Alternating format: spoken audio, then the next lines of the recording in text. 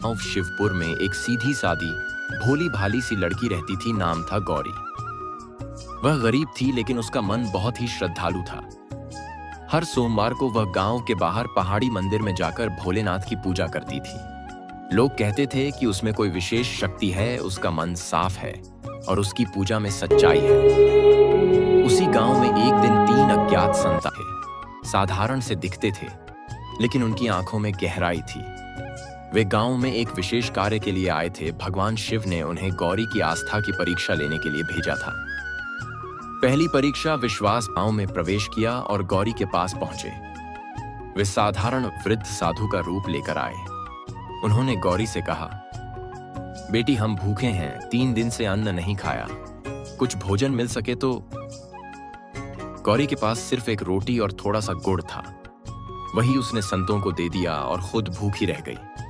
संतों ने उसे आशीर्वाद दिया और पूछा, बेटी तेरे पास कुछ नहीं, फिर भी तू दे रही है, क्यों?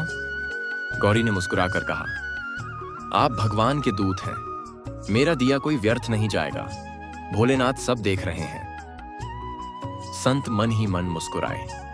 पहली परीक्षा में वह पास हो चुकी थी।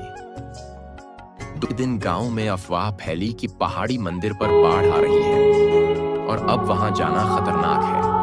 लोग डर गए और पूजा बंद कर दी। लेकिन गौरी, वह अपने हाथ में दीपक और बेलपत्र लेकर वैसे ही मंदिर जाने लगी। गांव वालों ने उसे रोका। गौरी तन जोखिम में डाल रही है। गौरी बोली, मुझे मरते समय भी भोलेनाथ की मूर्ति देखनी है, वही मेरे सच्चे पिता हैं। संत छिपकर उसे देख रहे थे। वह तेज बारिश में पथरीले रास्ते से फिसलती संभलती मंदिर तक पहुंची और पूजा की। जैसे ही उसने पूजा पूरी की, बारिश रुक गई और आकाश साफ हो गया। गांव वाले अचंभित रह गए, लेकिन संतों को यह पता चल गया कि गौरी की आस्था पर्वतों से भी अधिक अडिग है। तीसरे दिन संतों ने आखिरी परीक्षा ली, सबसे कठिन। उन्होंने गांव के सरपंच को स्वप्न में दर्शन देकर कहा कि गौरी के पिता को कोई श्राप लग गया है और अगर उसकी बेटी 5 दिन तक जंगल में अकेली तपस्या न करे तो उनके प्राण चले जाएंगे। यह बात गौरी को बताई गई।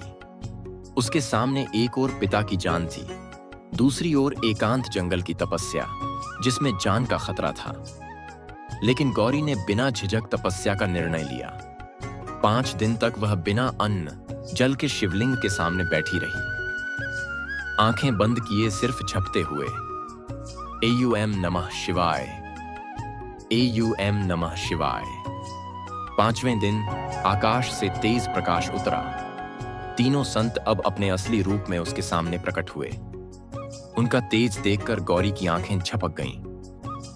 गौरी, उन्होंने कहा, हम भगवान शिव के दूत हैं।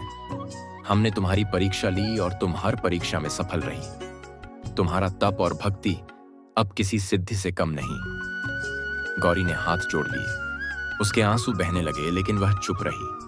वह जानती थी यह ईश्वर की इच्छा थी। आकाश से एक दिव्य आवाज आई, गौरी, तेरी आस्था ने मुझे प्रसन्न कर दिया है। आज से तू मेरे समान पूज्य है। तेरे गांव में कभी कोई अकाल, बीमारी या दुख नहीं आएगा। तेरे पिता दीर्घायु होंगे और तेरे मन की हर इच्छा पूरी होगी।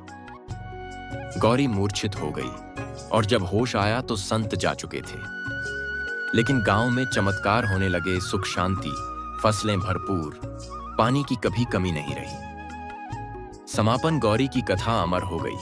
गौरी आज भी जीवित नहीं है, लेकिन शिवपुर गांव में हर सोमवार को गौरी पूजा की जाती है। लोग मानते हैं कि उसकी भक्ति ने खुद भोलेनाथ को धरती पर उतरने को विवश कर दिया। 3 संतों की परीक्षा, एक भक्त की श्रद्धा और भगवान के साक्षात दर्शन।